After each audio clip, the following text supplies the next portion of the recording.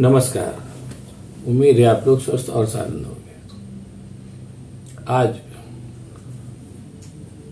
महिला खिलाड़ी कुश्ती जो लोग खेलती थी या मतलब कुश्ती लड़ती थी, विनेश और साक्षी और बजरंग और उनके तमाम साथी, वो लोग अपने मेडल हरिद्वार में गंगा नदी में डालने गए, लेकिन अंत समय पे टिकैत साहब को दे करके लौटाए। और एक तरीके से ये जो काम हुआ, एक तरीके से ये मान के चलिए कि एक मतलब वो जो लड़कियां हैं उनकी जो लड़ाई है, उस लड़ाई का जिम्मा उनके आसपास की जो खाप है, जो पंचायतें हैं, जिस खाप और पंचायतों से वो लड़कियां आई हैं, एक तरीके से वो जिम्मा उन पूरी खापों ने उठा लिया।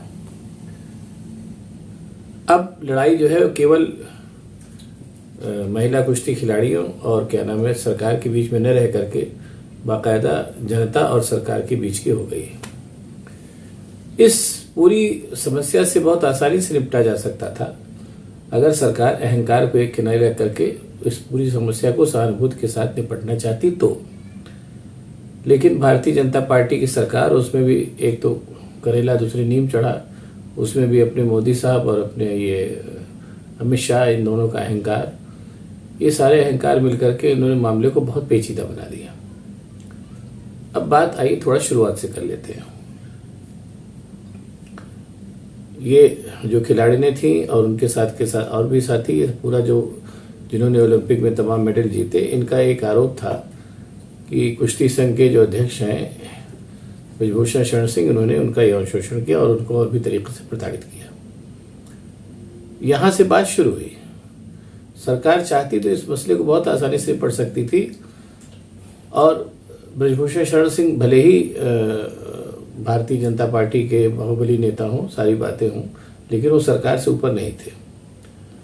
लेकिन बस यही पर, जैसा मैंने पहले कहा, कि दम भाड़े आ गया कि इन खिलाड़ियों की क्या औकात। जैसा उन्होंने कहा कि मेडल तो 15-15 रुपए में बिक जाएंगे और इस तरीके के जो तमाम आरोप लगाए ब्रजभूषण शरण सिंह ने, ये सारे के सारे उनके दम्भ को दर्शा रहे थे। और कहीं न कहीं उनके दम्भ को मोदी और शाह और पूरे भाजपा आला कमान के दम्भ का भी समर्थन मिला हुआ था। यहीं से मामला बिगड़ता गया और उस समय तो बहुत ज्यादा बिगड़ गया। उस मामले ने तूल पकड़ लिया जब अपने प्रधान सेवक साहब सिंगोल के सामने दंडित कर रहे थे तो उनकी जो पुलिस थी वो निहायत बर्बरता से उन लड़कियों को के ऊपर लाठियां बरसा रही थी और उनको उठा करके फेंक रही थी। ये तमाम लोगों ने देखा है, बड़ी कल परसों की घटना है। और उसके बाद उनके ऊपर FIR दर्ज करके उनको जेल में भी डाल दिया गया। ये सब सारी बातें हुई और उनका जो जब जंतर मंतर पे जो लोग बैठ के धरना दे रही थी करीब 1 महीने से, उनका डेरा टम्बू भी उठा के फेंक दिया।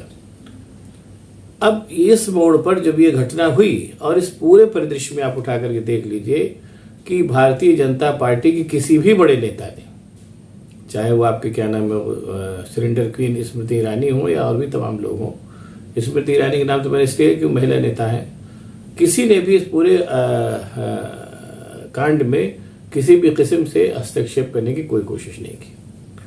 जबकि अगर बड़े नेता चाहते और हस्तक्षेप करते तो ये मामला फिर भी बीच में सुधर सकता था और उसके सुप्रीम कोर्ट तक जाने की और ब्रजभूषण के ऊपर पॉस्को एक्ट के तहत FIR वगैरह दर्ज कराने की नौबत ही ना आती। और इसमें एक चीज और भी मैं कहना चाहूंगा कि कहीं ना कहीं ब्रजभूषण शरण सिंह की सोच में और उसमें भी खोट है। इसी से जाहिर हो जाता है कि वो तरह तरह के हास्यास्पद आरोप लगाने लगे कि पॉस्को एक्ट में संशोधन होना चाहिए, बहुत कड़ा है। उन्होंने कहा कि इसके पीछे मतलब मुझको हटाने के पीछे कुश्ती संघ से हरियाणा के नेता हुड्डा का हाथ है और एक बहुत बड़े उद्योगपति का हाथ है जो मुझे मरवा सकता है। इस तरीके की तमाम अनारगल बातें और आरोप ब्रजभूषण शरण सिंह लगाते थे। कुल मिला के किस्सा कोता है। बीच में एक बार उन्होंने ये भी कहा, ब्रजभूषण शरण सिंह, मैं बोलूंगा तो बड़े बड़े बेनकाब हो जाएंगे, ये भी उन्होंने कहा। कुल मिला के किस्सा कोता ये है कि चलिए हम मान लेते हैं कि इस पूरे मामले में राजनीति का भी एक पहलू हो सकता है, जैसा होता है। लेकिन राजनीति के पहलू को भी अगर भारतीय जनता पार्टी का जो शीर्ष नेतृत्व था या कह लीजिए है, अगर उसने इसको सहानुभूति और मानवीयता के आधार पर आका होता तो ये समस्या इस कदर न बिगड़ने पाती और लड़कियों को इस हद तक निराश होकर के रोने धोने की नौबत नहीं आती जो जैसा हुआ।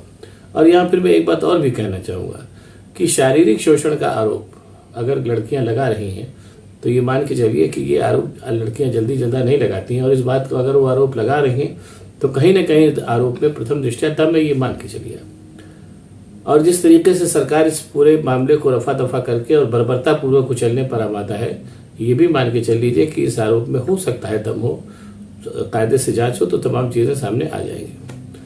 अब एक बात यहीं पर इस मामले को भी फिलहाल यहाँ रख देते हैं, तो एक बात और जान लीजिए कि इसी तरीके का जो मामला चला था, हालांकि वो मामला इतना संगीन नहीं था, लेकिन फिर भी जैसा माहौल बनाया मनमोहन सिंह की सत्ता को हटाने के लिए अन्ना एंड कंपनी ने, और जिस तरीके के तमाम आरोप लगाए, हालांकि कांग्रेस ने उन आरोपों के ऊपर कार्रवाई भी की, उसके तमाम नेता जेल भी गए जो उसके सहयोगी नेता थे, और बाद में सब अदालत से बरी भी हो गए, कहीं कुछ नहीं मिला। उस पूरे आंदोलन से एक ऐसा माहौल बन गया कि मनमोहन सिंह की अच्छा खासा ठीक ठाक काम करने वाली सरकार जो थी वो तमाम तरह के आरोपों के घेरे में आ गई। और यहाँ पर मैं ये कहना चाहूंगा कि यहाँ पर तो जो हो रहा है वो निहायत ही अमानवीय और बर्बरता पूर्वक कृत्य है, जैसा सत्यपाल मलिक ने कहा भी कि राक्षसी कृत्य हो रहा है। इसलिए यहाँ पर ये कहने मुझे कहीं से भी हिचक नहीं है। ये मान के चलिए कि भारतीय जनता पार्टी और हमारे प्रधान सेवक साहब मोदी जी, इन दोनों के अंत की शुरुआत हो चुकी है, और ये पूरा कांड अभी यहीं पर नहीं रुकेगा। ये पूरा कांड अंततः पूरे देश को झकझोरेगा और भारतीय जनता पार्टी और अपने प्रधान सेवक की सत्ता को उखाड़ फेंकने की शुरुआत है। ये मान के चलिए कि ये कहने में मुझे कोई हिचक नहीं है कि भारतीय जनता पार्टी के कफन और या ताबूत में आखिरी कील ब्रजभूषण शरण सिंह साबित होने जा रहे हैं, ये तय जानिए। और अगर अभी भी समय है, हालांकि स्थितियां हाथ से बाहर निकल चुकी हैं, लेकिन अभी भी समय है कि अगर सरकार इसको कायदे से हैंडल करे तो इस आंदोलन से वो निजात पा सकती है और सबको उचित न्याय दिलाया जा सकता है। सत्ता, भारतीय जनता पार्टी की सत्ता अभी भी फिलहाल इतनी ताकतवर तो है ही कि वो ब्रजभूषण शरण जैसे एक सांसद से निपट सकती है, इसमें कोई शक नहीं है, लेकिन इसके लिए उसमें इच्छा शक्ति होनी चाहिए और ईमानदारी होनी चाहिए। फिलहाल ये दोनों ही चीजें भारतीय जनता पार्टी और अपने प्रधान सेवक में नहीं दिखती। इसलिए भी तय जानिए कि भारतीय जनता पार्टी और प्रधान सेवक की सत्ता की अंत की शुरुआत हो चुकी है। बस थोड़े दिनों की बात है। ऐसा कहने मुझे आज की तारीख में कोई संकोच नहीं, और ऐसा कुछ दिन बाद हो भी जाएगा, आप लोग देख लीजिएगा। अगर अब आप लोगों को ये वीडियो पसंद आया तो इसको आप लोग लाइक करिए, शेयर करिए और मेरे चैनल को सब्सक्राइब करिए, और ताकि मैं और भी ऐसी बातें आपको बताता रह सकूँ। और अंत में मैं ये कहना चाहूँगा कि इन महिला खिलाड़ी जो बेटियां हैं उनको न्याय मिले, और अगर इनको नहीं न्याय मिलता है तो ये तय जानिए, जैसा मैंने पहले भी कहा कि अगर उनको न्याय नहीं मिलता है तो इसके परिणाम बहुत ही घातक होने जा रहे हैं, खासतौर से दम्भी शासक वर्ग के लिए। बहुत बहुत धन्यवाद। नमस्कार।